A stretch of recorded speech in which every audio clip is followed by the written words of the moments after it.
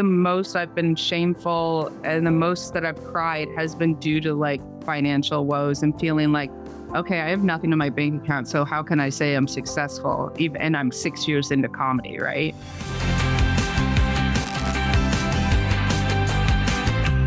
Welcome to Living Not So Fabulously. I am so excited for today's interview. Why is that? Because we're interviewing one of my peers. Oh, one of our personal finance colleagues. No, one of my fellow comedians. Oh, honey. Just because you make me laugh every day, whether with you or at you, doesn't necessarily mean you're a comedian. Well, Mo Welch, a fellow comedian and cartoonist, has not only graced the Conan O'Brien stage once, but twice. And her animated series, Blair, debuted on TBS's Digital. Her comics have appeared in The New Yorker, Cosmopolitan, and Vice. Her writing credits include Good Talk with Anthony Jeselnik and Fox's Crapopolis. She co-directed comedy specials, snagged writing scripts from HBO Max, Amazon, and FX, and is on tour with Brett Goldstein of Ted Lasso fame after hitting the road with Jeselnik and Chelsea Handler.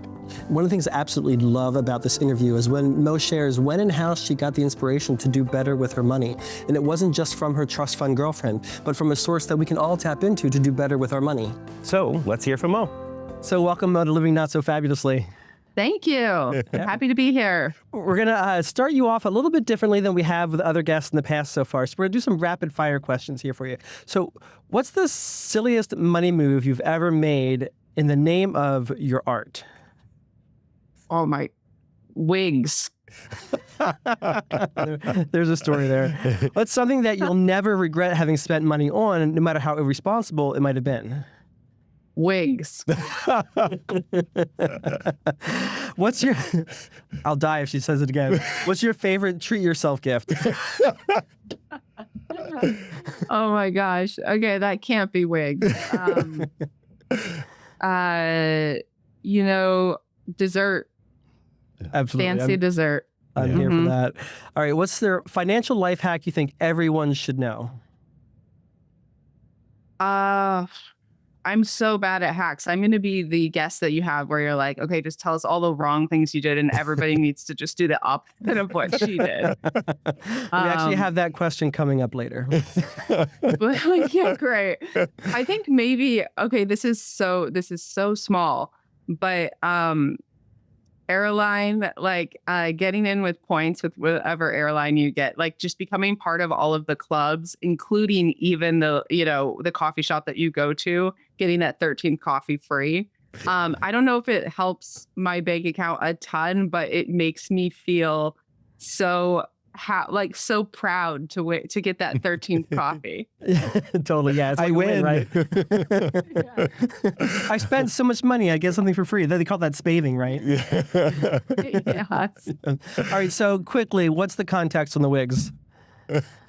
Okay, well, I mean, I'm in comedy, so when really bad financial decision, driving in a car that doesn't go up hills, driving from Chicago to Los Angeles, the back of my car, the back seat was all costumes. There were so many wigs because in sketch comedy, that's what you do. You just have like all of these different costumes. And I decided that should be what I move to Los Angeles. And it has caused me a lot of, a space. It's taken up a lot of space in my life. I hate dad jokes. Like the classic definition of a dad joke: corny, poor writing. They steal it from the internet and claim it's theirs. Every time I hear a dad tell a dad joke, I'm so happy that mine abandoned my whole family. I found out that I have a broke tooth fairy because I would lose a tooth and then the tooth fairy would just put a check for $1 under my pillow. And then when I wake up, my mom's like, hey, do you mind not cashing that till Friday? A lot of people ask, like in a lesbian relationship, how do you choose who has the baby? And the way we chose is like, we were just like, okay, well, it's the tall one, It's lesbian law, I can take it. So you earned your knocks in comedy in Hollywood as a freelancer, but that's not necessarily the carefree lifestyle. Can you give our listeners a little bit of context of your experience as a freelancer in comedy? Yes. I mean, comedy is hard. What you're seeing, hopefully, when you're an audience member is you're seeing like the fruits of our labor and you're seeing just the comedy part. But, I have, I, I am so bad at finance. I am so bad at money managing. And of course, I've gotten better as we've gone on. But like a lot of it was, okay, how do I pay for an improv class when, I'm a nanny, like trying to live my dreams, and like improv classes are like $1,200 or however much they are. And so a lot of it was just being extremely poor for a very long time, which did, I must say, lead to a lot of great jokes. But it's a lot of jokes that were, I'm happy to retire because they were also sad and it's hard to make it funny at times. But yeah, it was a lot of, getting my car towed, a lot of lessons. So what is one of the biggest mistakes that you made as a freelancer that maybe other freelancers can maybe learn from? I think probably not realizing that I could write a lot of things off because my entire life was comedy.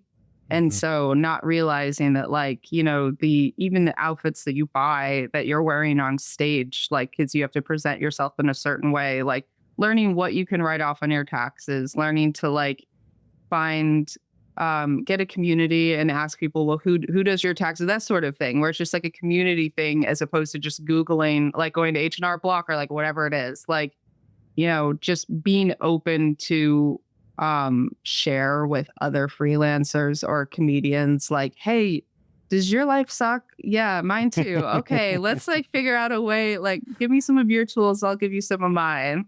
Yeah. Just finding that community. I absolutely love this.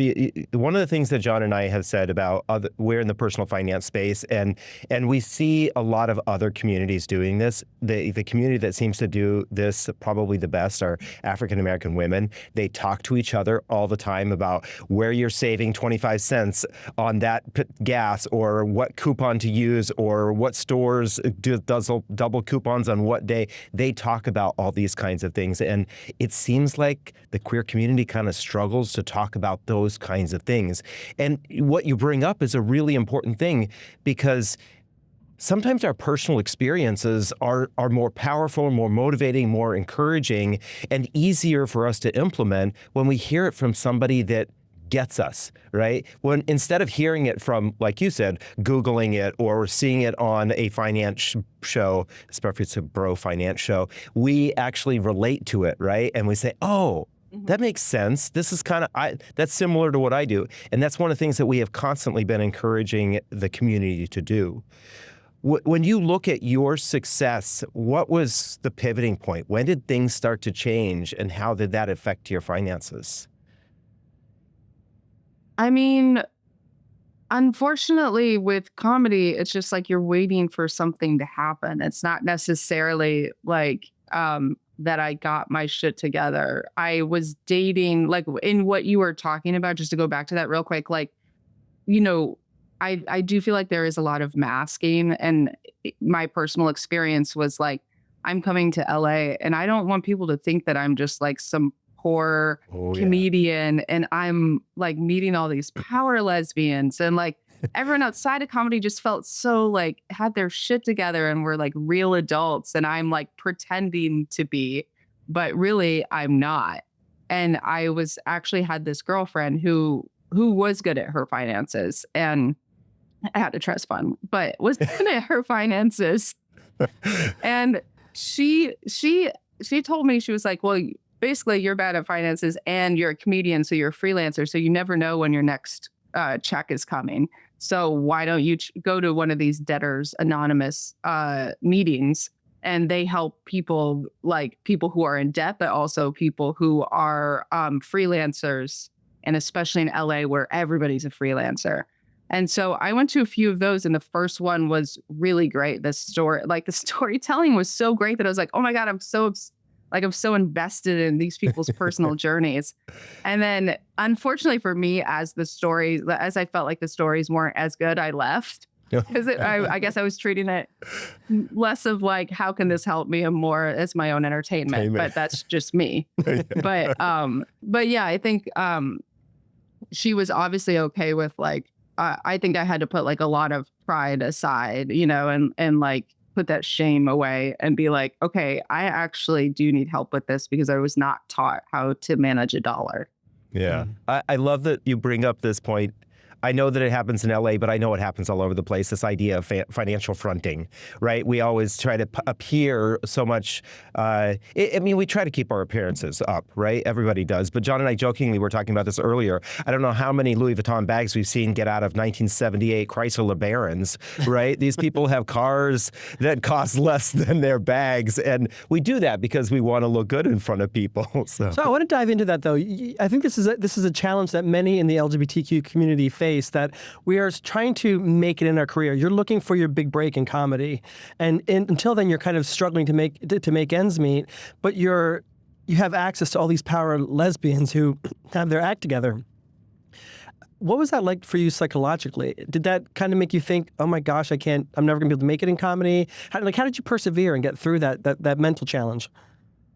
It was actually really difficult. I mean, I think the most I've been shameful and the most that I've cried has been due to like financial woes and feeling like, okay, I have nothing in my bank account. So how can I say I'm successful? And I'm 6 years into comedy, right?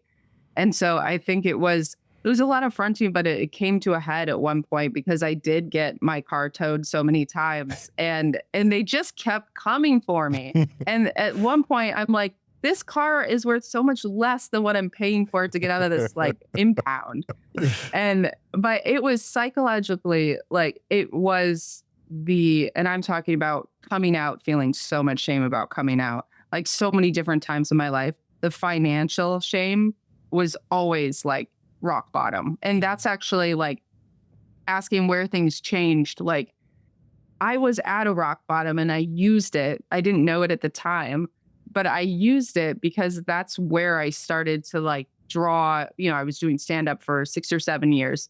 And then I was at a rock bottom financially and I was at my mom's house, I was visiting. And I was like, I was just beating myself up. How am I going to do this? How am I going to become a comedian? And I don't even have $1 to my name. And I started to draw while I was there and I like attached a joke to a drawing. And it was like, kind of like a older Daria sort of character where she's like very like deadpan but honest.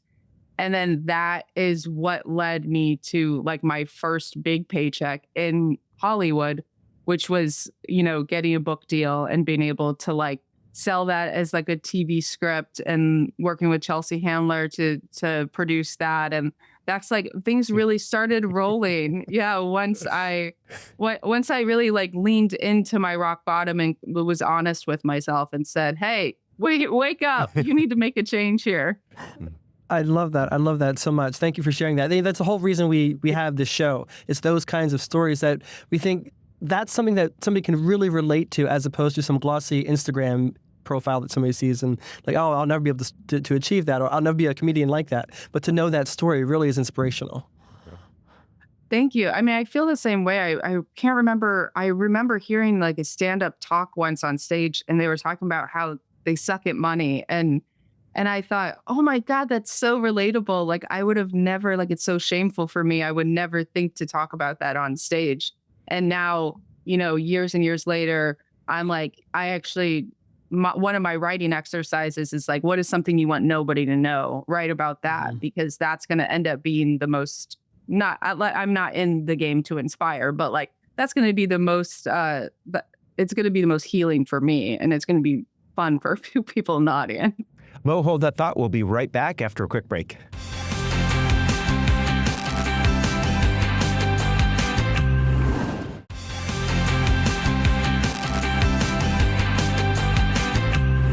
Welcome back to Living Not So Fabulously. We're here with Mo Welch. Mo? So many LGBTQ folks tend to be drawn to lower paying careers, like sort of make it harder to achieve long-term wealth. Why do you think that is, and what recommendations do you have for them to sort of get over that hump to be able to start building that wealth? Oh, I mean, like I can only speak to creative fields, but it's hard. It's hard for me because I have a lot of lesbian friends who are, and gay friends who are not in comedy, and they seem to be doing really well. But I don't know. They're also masking or if they actually are doing well. But I think for me, it's always about like, as a creative, to not have a plan B. And I don't mean don't have a job. I mean that like, if you have a job to support your creative field, that job is part of plan A. It is part of like, it is to get you to your creative, get you to make money in your creative field. And like, I think so many times, especially with parents, my mom was always just like, you need a plan B. And I was like, there is no plan B. If I have a plan B, I'm never getting to plan A. Like it's never going to succeed because my brain is going to be, well, I have a plan B. Right. So my advice is always like, get that job that makes you money, whether it's at a cafe or nannying or whatever. And try not to think of yourself as a loser because you have that. Think this is all going towards the big plan. Right. I love that. Kind of a burn the boats mentality. Yeah. Yeah. I appreciate that you said this as a creative, because we've often heard that so many LGBT people are drawn to being creative. It seems like almost inherent in our nature. We're drawn to entertainment. We're drawn to arts. We're drawn to these kinds of careers that, unfortunately, it seems like there's a lot of money at the top for a very few people and not a whole lot of money at the bottom for a lot of people. And I think what you're sharing here is really important, that it's important to have that as a part of your plan, a steady form of income. I remember we had Tim Gunn on the show a number of episodes ago, and one of the things he talked about was busy hands, about people who think that they can make $1 million by knitting $3 pot holders and selling them on Etsy, and that you really need to think about overall, what is your total picture of being able to make money? And so I think it's important for us to talk about these things in the community, to say, hey, it's great to be a creative. Is that the way you're going to be able to sustain yourself financially, or do you also need something to add to that? So Right. Yeah, because it's almost impossible. Like for me in comedy, it did take a decade to make any money. yeah. So, and people, they think differently. A lot of people go, oh, I'm not going to give her a job. Looks like she's doing a lot. And you're like, listen, you do a guest set on Conan as a stand-up. It's not $1 million. Okay? Yeah. It's like, you'll survive for a month with that. Yeah. So let's talk a little bit about your cartooning, because you alluded to that a little bit earlier. Has it always been a goal of yours, or is that just sort of a happy accident because you've been in the New Yorker, I think Cosmo, and a couple other major publications? So when I was in college, I was an editorial cartoonist, and I've always drawn and I've always been drawn to cartooning. But when I started stand-up and improv and sketch, I thought that's a lot to focus on. I spent all of my hours doing that. And it really is all of your hours, because you're going home at 2 a.m. and then you're getting up for your nanny job at 7. I did start to draw, and I thought to myself, this is so good for my comedy soul, because I'm not doing it to make any money. I never saw that there would be a future in that. I was only doing it because I wanted to do it and I liked to do it. Nice. Yeah. And it's great that you can make a little bit of side money off of that, something that you like to do, right? Well, now it is like part of my career. It's become like, if I just wanted to quit everything else and just focus on that, I know that I'd be able to make a career out of it and make a living. Nice. So we have a question for you. This is actually coming from our producer, Ray, who is also an artist and a tech nerd. And the concern that she is expressing is, what do you think about AI art, right? And the potential that could have on someone like you, and who's creative and creates real art. I don't want to say that AI art isn't real art, but I don't know, maybe you can say more on that. Yeah. Oh my God, it's so terrifying. I can't even think about it. It's so terrifying, because I think about that in the world of scripts, and I think about that in the world of art. And like, I personally, anybody can recreate the art that I create, because I specifically create it so that a 5-year-old can draw it. I think it's fun. And I can't do the other types of art. If you told me to like draw a human, the torso would be way too long. But it is terrifying. And there are people that really, like, their entire livelihood is based on creating art, and I am scared for them, and I am scared for their careers, because in the beginning of comedy, I'd be like, oh, I'm gonna contact this artist to do this amazing poster, and you pay them $300 to do this poster, and I think about those people now, because I think, wow, people can really just like get an AI version of that, and they don't have to hire that person anymore. So Right. It is scary. Yeah, it is scary. We're in the personal finance space, and we know some very prolific writers, Wall Street Journal, CNBC, whatnot, who are finding their jobs, reduced, if not cut out altogether. It's kind of scary for a lot of creatives in all different fields. So a lot of your comedy and your cartooning sort of touches on finding something positive or the good things in the hard times. And for a lot of people right now, it's pretty dark and it's pretty bleak. What is your suggestion for keeping your funny bone sharp in this kind of a environment that we're all sort of kind of struggle through? I mean, it's impossible not to laugh sometimes, because it's just so unbelievable. Yes. And you're watching, hopefully you're not watching the news too much, but you're watching the news and you're going, oh, how can this be real? But I do think it is really helpful to keep in touch with your comedy. And I have a quick story, and this has nothing to do with me. I actually don't even know this person, but as you know, a lot of people lost their homes in California, the wildfires recently. And there's this woman who lost her home in the Palisades, and she had all of these clothes in her car that she was going to donate to Goodwill, and she just hadn't gone to Goodwill yet. And so after she lost her house, she had to wear all of these clothes that she hated. And she was finding so much comedy, and like she was having fun telling people that, and it was making me laugh so hard, and it was making her laugh that like she has to wear these ugly clothes she wanted to give away, not even sell. She's like, I hate this shirt. And that all of a sudden it's her entire wardrobe. And I think it's like someone like that just lost their entire, like everything that they own. And they're getting a laugh from it. I mean, there's always room for humor. Yeah. Well, so with that, I'm going to push back a little bit, maybe. For a lot of LGBTQ folks, the Trump administration is really attacking the community, especially trans folks. Can you stay funny throughout the hard times, or do you kind of lose that edge after a while? Does this, at some point, will it become unfunny? Or is funny the only medicine that we have? I mean, it's like sometimes it is a compartmentalized sort of thing where you go, I am angry about this issue. There's no, but I've taken that anger as a comedian and I've said, okay, I'm angry. I'm angry about like Alabama saying that like embryos are people, that's a real issue, right? And I wrote a joke about that because it's like, it's also sometimes as a comedian, you're informing the audience and you're saying, hey, this is happening and this sucks. And then making a joke of it. So you're not just up there giving a TED talk, but like, I think it is cathartic and it's really helpful. I think people feel like they're relating to somebody being like, oh, you think it's ridiculous too. Or you saw how this was like, ironic or, whatever you do with the joke. Yeah.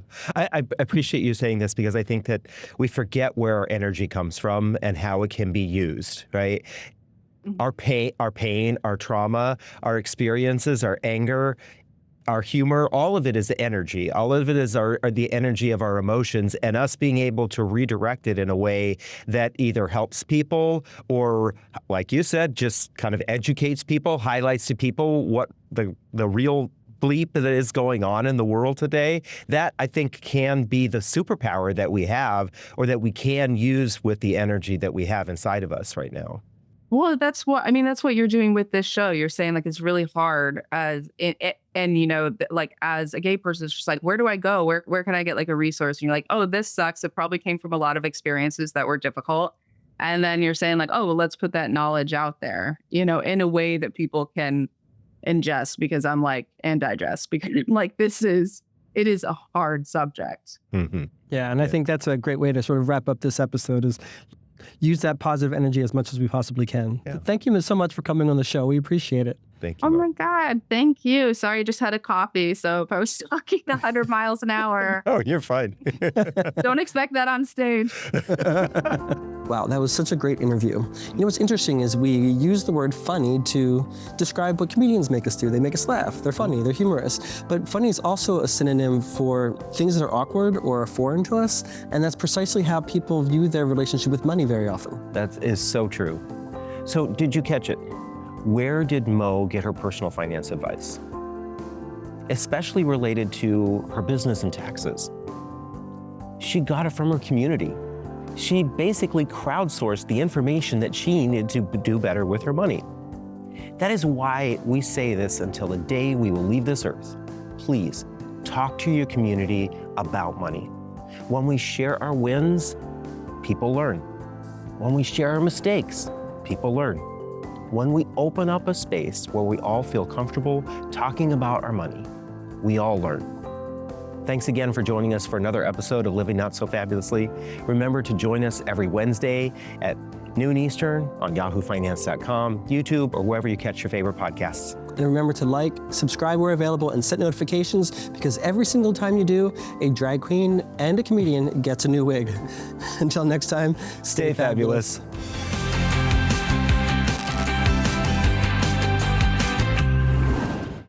This content was not intended to be financial advice and should not be used as a substitute for professional financial services.